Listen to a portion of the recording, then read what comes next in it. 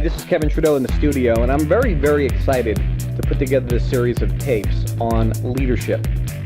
Now, the reason I'm putting together this series of tapes on leadership may surprise some of you, because a lot of individuals say, I don't want to or I don't need to study leadership because I'm not in a position of leadership. I don't have a large organization. I don't have a lot of people in my organization. I don't have employees or staff members.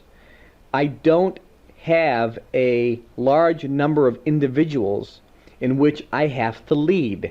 Therefore, I don't need to study leadership. Well, let me just define for a moment why you need, in my opinion, to study leadership, even if you're a one-man organization. If you're listening to this tape and you have no staff members, no people in your organization at all, you have no employees, and you do everything by yourself, which is pretty unlikely, but let's assume that that's the case.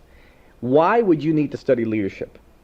The reason is, now listen and pay attention, the reason is the most important person that you have to lead is yourself. Think about that. The most important person that you have to lead is yourself.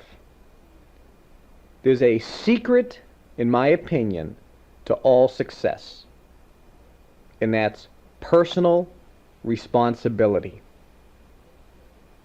Ponder this for a second. You're at a point in your life where, and I know this, you're not where you want to be. Some of you are frustrated, some of you are angry, some of you are bitter, some of you are excited about the future, but if you really were to look at and objectively look at your particular current status and situation, the income you're making, the debts you have, the lifestyle you have, the personal freedom, time freedom that you have, the relationships you have, the happiness factor, your own stress levels, your own peace of mind, your feelings of security, your feelings of total happiness and excitement and motivation, your situation regarding how you feel about yourself. How about your physical body? Are you at the weight that you want to be? Do you have the energy levels physically? Do you look like you want to look when you look at yourself in the mirror physically? If I were to ask you these questions one-on-one, I think most people would say that they are unhappy with many, if not all, of those particular situations in your life. You have not achieved at this moment in time what you want. And some of you are angry because you're looking at the age that you're at and the amount of time that you've been involved in the business or different money-making opportunities or different business opportunities or careers or relationships or whatever. And you kind of think, life has seemed to pass me by. I haven't achieved the goals and dreams I want. And you begin to doubt and wonder if you ever will. The fact is, when you're at that point, every person begins to blame their surroundings. They blame their seniors or superiors. They blame the leaders above them in the organization or the job. They begin to blame the spouse, the kids, the in-laws. You blame the government. You blame the economic conditions. You blame your job, your boss. You begin to blame me. You begin to blame the system, the training, the materials you've been presented. You begin to look outside and start pointing the finger, and you try to justify why you're not at the level in life that you want to be. You start saying the reason is, it ain't me, it's so-and-so, or it's such and such, or that person made a commitment and didn't follow through. I was told this and it didn't happen. So-and-so promised me that. I was expecting such and such. That's why I am not at the level I want to be at. It ain't me. This was changed. That happened. This situation occurred. You begin to look at outside forces as if you are some kind of puppet, like a marionette, with strings attached to you, and some puppeteer, when he pulls a string, your hand moves. You begin to feel like you are not in control of your own life and destiny. You begin to feel as if you're at effect to everything else around you. You begin to feel like you're a ship without a rudder that's being blown hither and thither by the wind and the waves. And you don't have any control over where you're going or what the next situation is going to be. You just have to go with it. You don't have the ability to go where you want because of all of these outside influences. Now think about it. I think a lot of you right now are going, Some of you are going, no. Or some of you are saying, well, you don't understand, Kevin. I was promised such and such by so-and-so. Or you don't understand. The person that brought me into this business left or quit, or they didn't help me. Or when I call the office, I can't get through, and this doesn't work, and that's not effective, and this is too expensive, and that's not working, and so-and-so's quitting. And you don't understand, Kevin, that these forces are affecting me. Well, the point is, there are always going to be outside influences in our lives. But here is the bottom line, gang. When you believe and you feel that these forces are stronger than you, that these forces actually have an effect on you, you will never be happy. You will always have stress. You'll never get out of debt. You'll never make your dreams come true. When you believe that you're that puppet on a string that's being controlled, when you believe that you are at effect to your surroundings, that your surroundings control you or have major influences on you, you'll never, ever be happy and get in life the things you want. There's a 10-second miracle. And that 10-second miracle is the moment that you decide to take personal responsibility for everything that happens to you. When you decide that I am at cause over everything around me, when you make the decision and come to the knowingness that you control the outside influence, that you control everything around you, that you have 100% authority over everything in your environment, that you can make anything happen in your life. When you make that decision, everything in your world will change. Because that's the moment that you take personal responsibility. And at that instant in time, you send out an energy that beams from within you, and it changes everything in your surroundings. You become like a magnet for success, and everything will start working to your advantage. At that moment, you have put into motion the things that will make all of your dreams come true. And that's why I want to spend a great deal of time giving you an overview of leadership.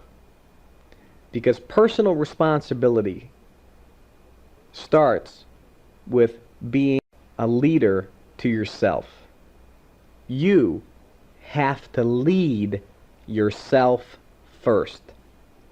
You must be a leader, a commander. And the most important person that you command is yourself. You must take control, take charge, and begin to lead yourself. You need to take control and command of your emotions, your thoughts, your actions, your decisions. You must take control over how you respond to everything around you. Zig Ziglar made a great statement. He told me once, Kevin, it's not the situations around you. It's how you respond to those situations around you. And I said, Ziglar, explain that. He says, well, most people react to situations instead of responding to them. When you respond, you're taking control over them.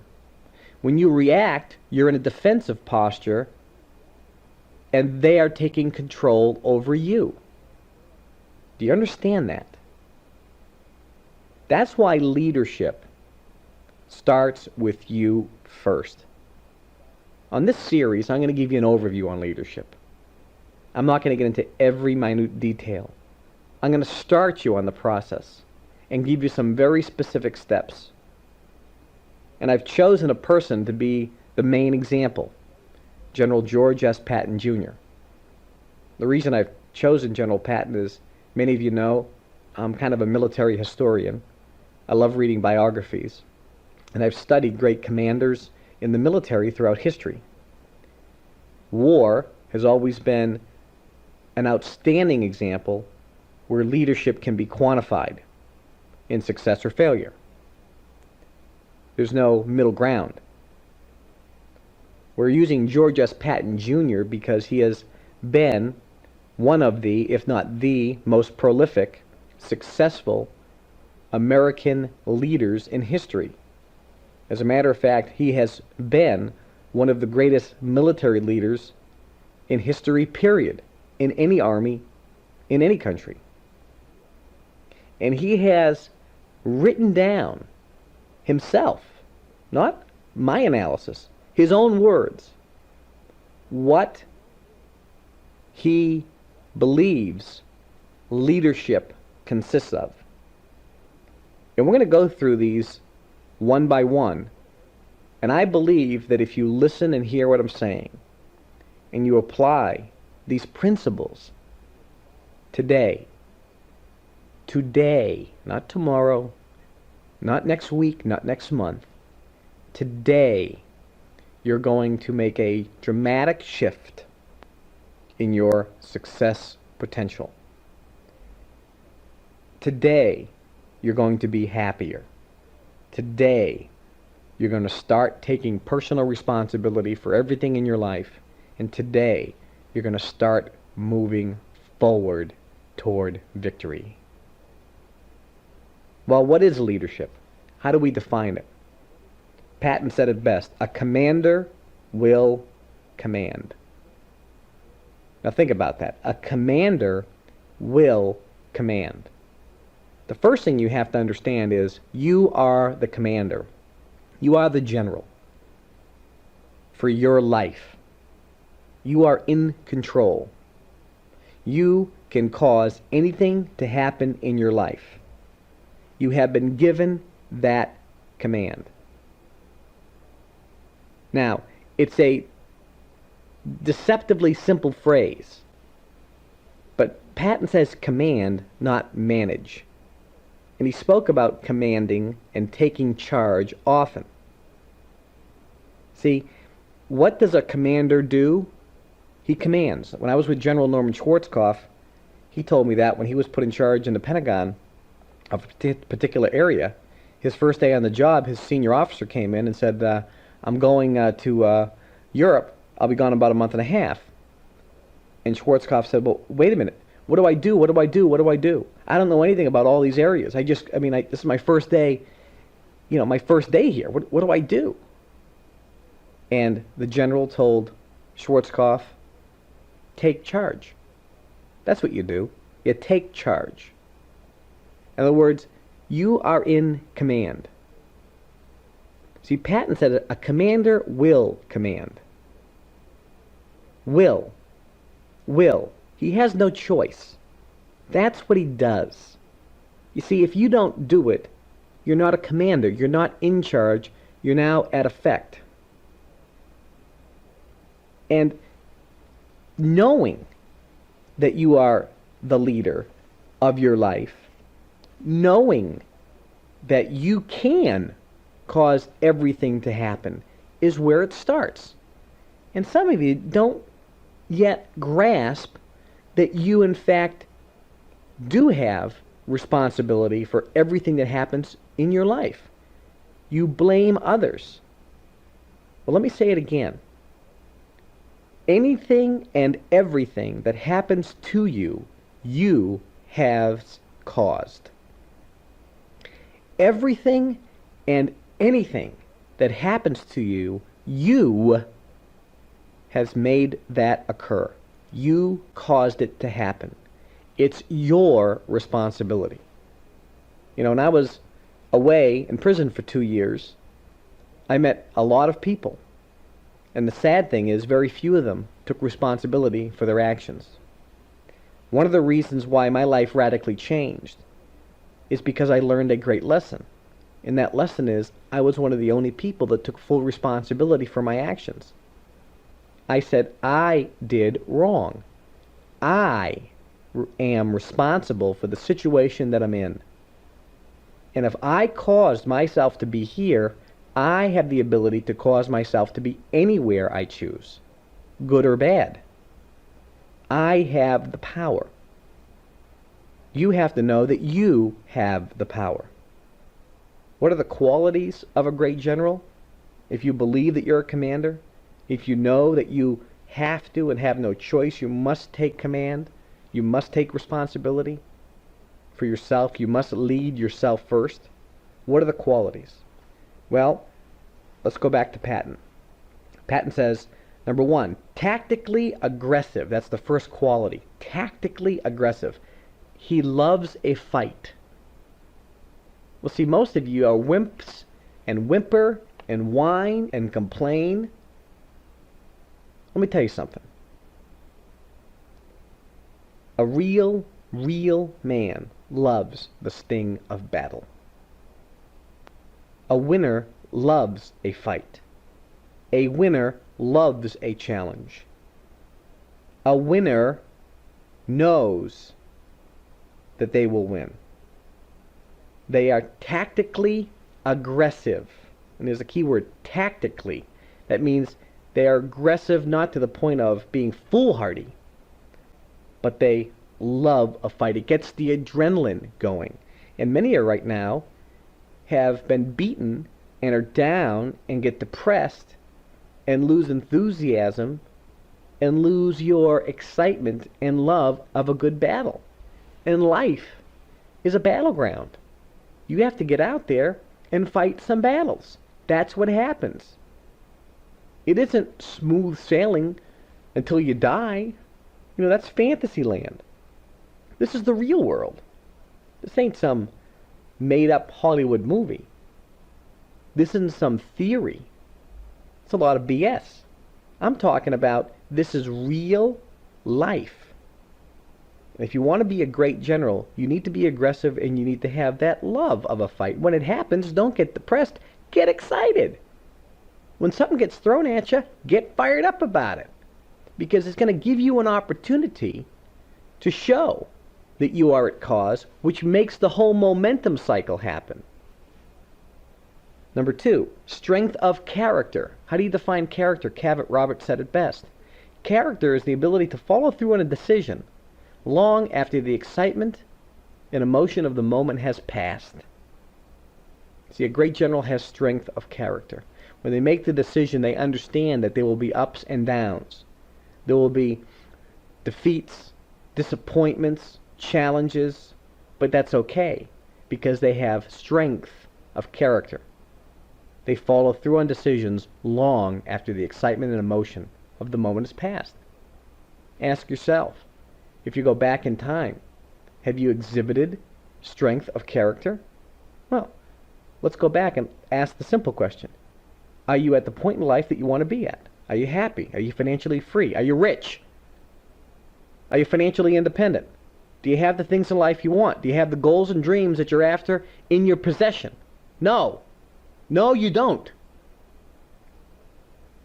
And that means there have been some errors in your past. You're going to have to change some things. You're going to have to do some things differently than you have in the past. There are times in life when you have not exhibited strength of character, and that's okay. We don't go back and cry about what we did. We go back and learn from what we did and said, what could I have done differently in that situation that would have changed that situation? And then, fine, knowing that, going forward, I'm going to pay attention. And the next time that I'm at a point where I'm not showing strength of character, I'm going to rise above it and show strength of character. Do you get that? Number 3, steadiness of purpose. It goes and flows with strength of character. It's steadiness. Look that word up in the dictionary, steadiness. What does steadiness mean? And by the way, when I say look it up in the dictionary, I mean look it up in the dictionary. How many of you are going to shut the tape off and look it up in the dictionary? Most of you will say, well, I'll go back and do that later, and you'll never get to it. Ha ha. What you just exhibited is lack of strength of character. Because when I said look it up in the dictionary, you said, yeah, I'm going to do that. Character is falling through on a decision long after the excitement of the moment has passed. Do you understand? You need to start with the little things first. Steadiness of purpose. Look up the word purpose. Shut the tape off right now and look up the word steadiness and look up the word purpose. And I want you to come up and verbally say out loud the definition of steadiness of purpose. Shut the tape off and do this right now. Exhibit strength of character right this moment. Start taking responsibility. Start taking charge this very second. And you'll start turning your life around this moment in time. Shut the tape off and do it now. We're back. Some of you just not even shut the tape off. That's okay. I'll go on anyway. Maybe some of this stuff will sink in. 4, acceptance of responsibility. Interesting. General Patton, a cadet at West Point, wrote down in his journal the qualities of a great general, and the 4th one was acceptance of responsibility. Responsibility. I take responsibility for everything that happens in my life, good or bad. I'm not blaming anybody else. I'm not blaming the circumstances. I'm not blaming the business, the economic environment, the tools, the tapes, the seminars, the books.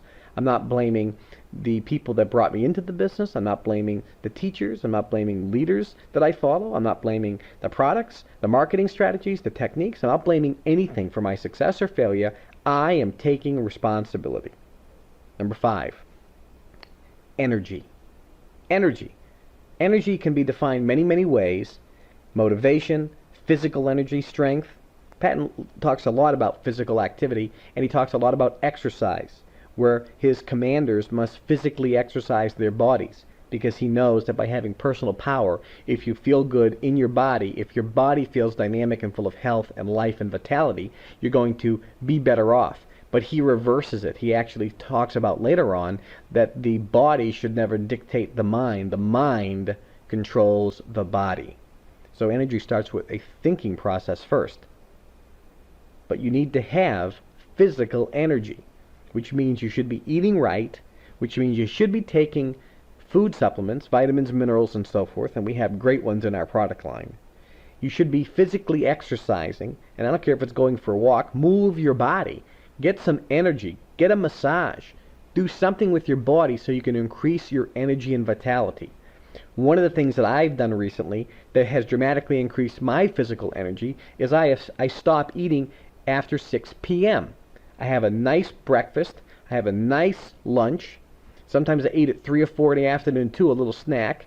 Maybe something light at 5 or 5:30. But I'm done eating. By 6 o'clock, I am through eating. I don't eat for the rest of the night. Drink a lot of water during the day.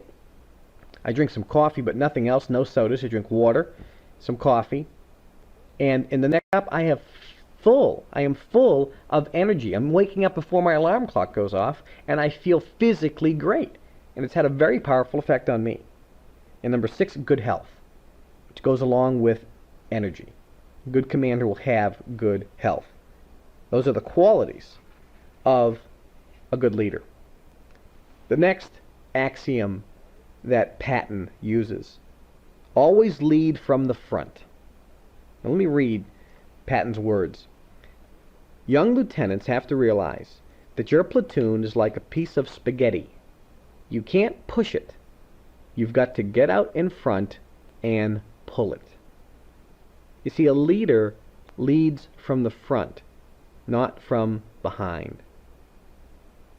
You as a leader must take the risks, the same ones that you ask other people to take. You have to set the example for others to follow. There's a beautiful poem, and I'll just give you the first line to it. It says, I'd rather see a sermon than hear one any day. See, a leader is out in front of the pack. You're doing it. You're showing what it takes. That's what leadership is. Dominate, but never domineer. Now, it's very interesting because the words seem similar. What I would recommend you do,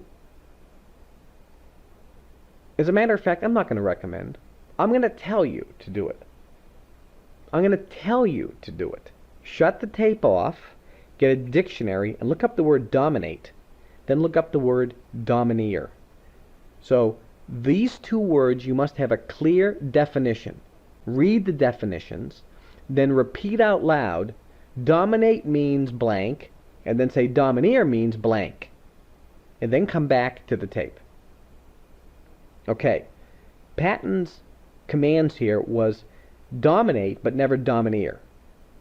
In dominating, Patton did not domineer. He always led his men. He didn't rule them. And there's a big difference. There's a delicate balance between pushing and guiding.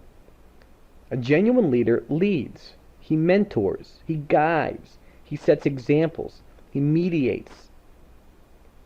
He makes decisions. But whatever else he does, a real leader does not merely command. He actually does. He's not just barking orders. He's actually doing out in front. If you're going to lead yourself, and later hopefully lead an organization, you must be that type of person that dominates but doesn't domineer. Not a dictator, a leader, and there is a difference. The most important task of every commander, and I'm going to read Patton's words directly because this is very, very significant.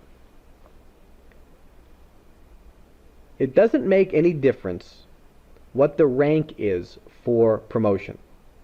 Could be for a colonel or a corporal. Picking the right leader is the most important task of every commander. When I have a promotion to make, I line up all of the candidates and give them a problem I want them to solve. I say, men, I want a trench dug behind the warehouse. Make this trench 8 feet long, 3 feet wide, and 6 inches deep. That's all I tell them.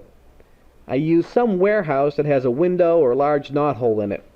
And while the candidates are checking out the tools they want to use, I get inside the building and watch through the window. After resting for several minutes, they will start talking. They'll start asking about why I want such a trench built in such a way. They will argue that 6 inches is not deep enough for a gun emplacement. Others will argue that such a trench should be dug with power equipment. Others will say it's too hot or too cold to dig. The hard's too heavy. If the men are officers, there will be some complaints that they should not be doing such a lowly labor as digging a trench. Finally, one man will give an order to the others. Look, let's get this trench dug and get the hell out of here. Doesn't make any difference what that old SOB wants to do with this trench anyway. Let's just get it done. That's the man who gets the promotion. Never pick a man because he slobbers over you all the time with kind words. Too many commanders pick dummies to serve on their staff. Such dummies don't know how to do anything except say, "Yes, sir." Such men are not leaders. Any man who picks a dummy cannot be a leader. Pick the man that can get the job done. Now think about it. One guy had an order and just did it. No ifs, ands, or buts. They just got it done. They weren't thinking about it. They weren't talking about it. True successful people in life are too busy doing what the other guys are still talking about. So I want you to be that guy. First and foremost, I want you to be that guy who just gets it done, and gets it done now. That is a major attribute of a leader. If you're going to do something, do it and get it done now. Not tomorrow, not the next day. Leaders get it done now.